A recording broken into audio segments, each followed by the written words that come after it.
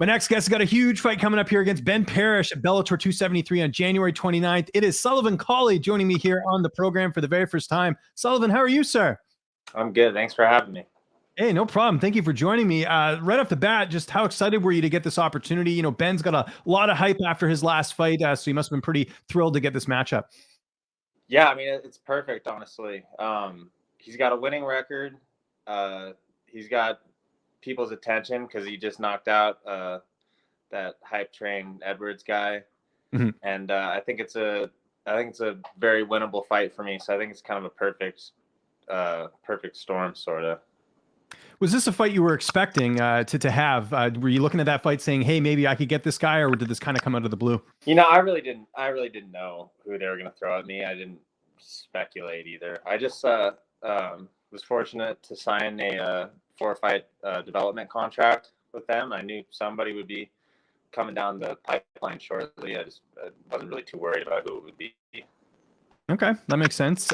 First time you and I have had a chance to talk, like I mentioned off the top, where did this journey begin for you? How did you get involved in combat sports? I got involved in combat sports when I started wrestling, probably like 8 years old. One of my friends was doing it. My dad asked me if I was interested, and I thought he was talking about like the WWF. So I was like, "Yeah, sign me up." And I went in there, and obviously it wasn't that, but I just kind of never stopped.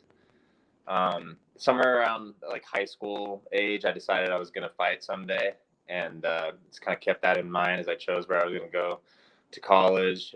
Wrestled at ASU, and as soon as I was done, I just went over to Power MMA and started training with Bader and CB Dalloway and getting ready. That's cool. How disappointed were you that first day you went to wrestling and you didn't get to wear like an outfit? Because I'm sure you thought you were going to dress up like a real pro wrestler. Yeah, I remember being pretty disappointed, but I just never I just didn't like quit things. You know, I was like, no, I realized that there was no top rope stuff, but there's still a fair amount of roughhousing, and with my kind of personality type, that was huge, necessary, you know.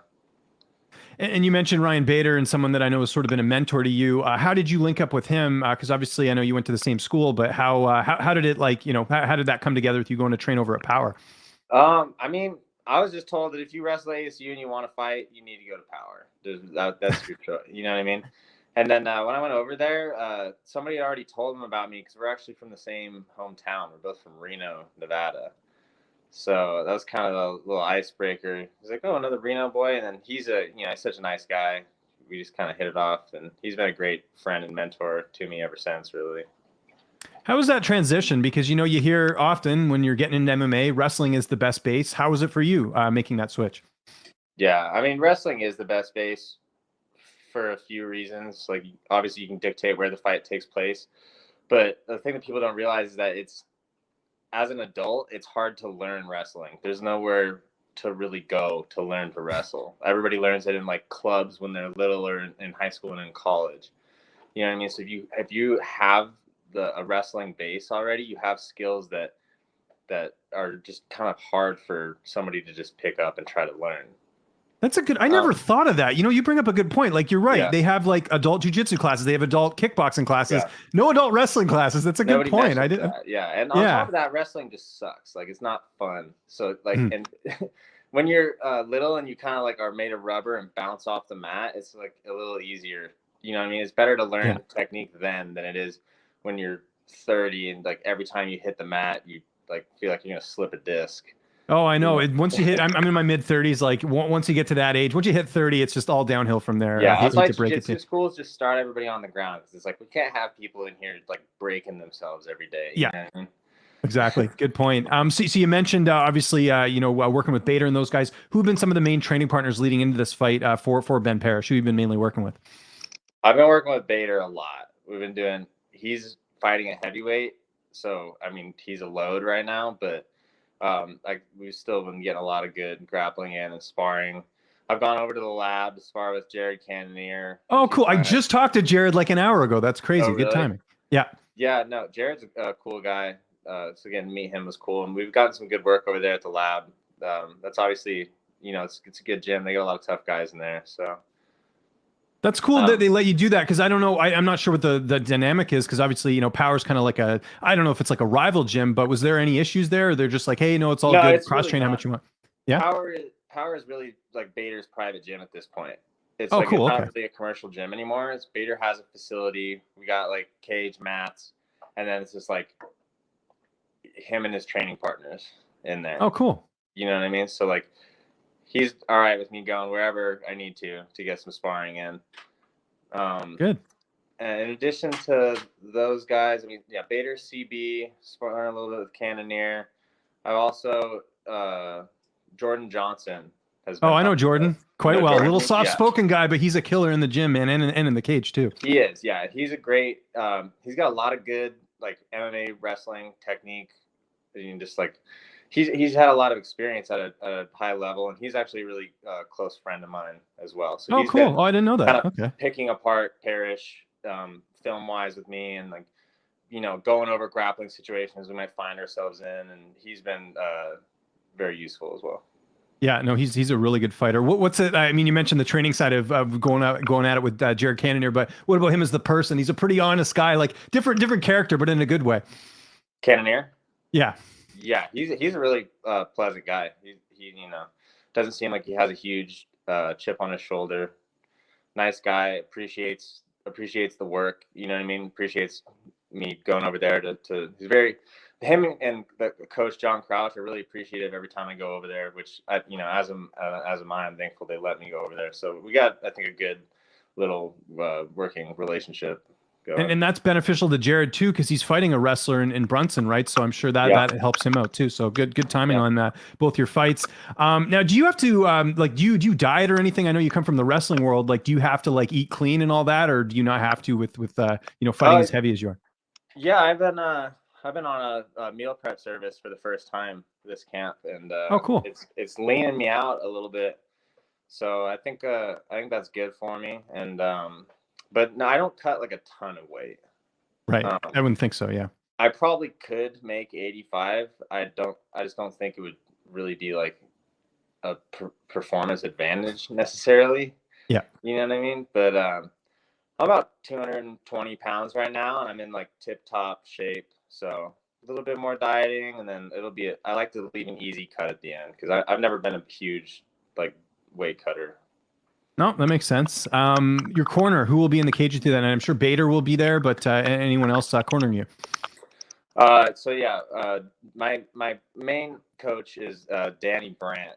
He's my Muay Thai and boxing coach, and he really taught me everything I know about striking, and he like really pushed me to go out and get all the amateur fights I got, which I have like 25 like boxing and Muay Thai fights that nobody knows about, all because Dan like rolled with me to all these places. So Dan's my guy.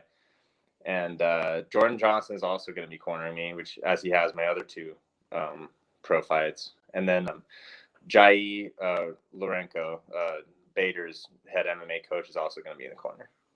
Awesome. How's this fight playing out? I know you don't get paid by the hour. You're probably going to get in and get out of there, but Yeah. How do you envision the fight playing out? I mean, Parrish is a tough guy. He might not look like it, but this sport's not bodybuilding. He can, keeps his chin down. He throws bombs, and I don't envision him like quitting. I think I'm gonna have to take him out, but I think I can take him out. So I'm not gonna say like, oh, I'm gonna knock him out in the first round, but I fight aggressively. I'm coming in with some offense, and we'll see, if he holds up and how long. Okay, I love it. And then what are I don't know if you're like a 2022 kind of goals guy, but do you have any sort of short-term goals for this year? Is that something that you're kind of jotting down, or just kind of go with the flow and see how the fight career goes? I never really like break my goals up into like calendar years like that, but I mean, I just on the 4 fights on this contract, I think if I were able to get 4 finishes, that would put me, and this contract is going to be over an 18-month period. If I get 4 finishes in these next 4 fights over 18 months, I think that'll put me in a really good place to negotiate my next contract and just to get some attention. I think that's my goal. Talked all about fighting and wrestling. What about outside of all that? Are you a sports fan at all? You watching any Netflix? You playing any video games? What do you do for downtime? I know there's not much of it. Yeah, I'm really not that big a sports fan actually, but I mean, I haven't watched Yellowstone like everybody else. Mhm. That show's the bomb.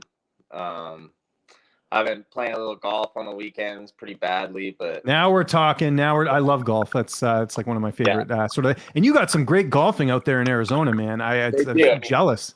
yeah, it's awesome right now. Like I went and played around on Sunday, and it was like 70 degrees and sunny. It was amazing. Yeah, They I live say in. Oh, sorry. Go ahead. I'm not very good. But they say, I think Charles Barkley said, golf and sex are the only things you don't have to be good at to enjoy. Yeah, it's an interesting sport for sure. Who's the best golfer that you play with? Is there anyone at the gym that's really good?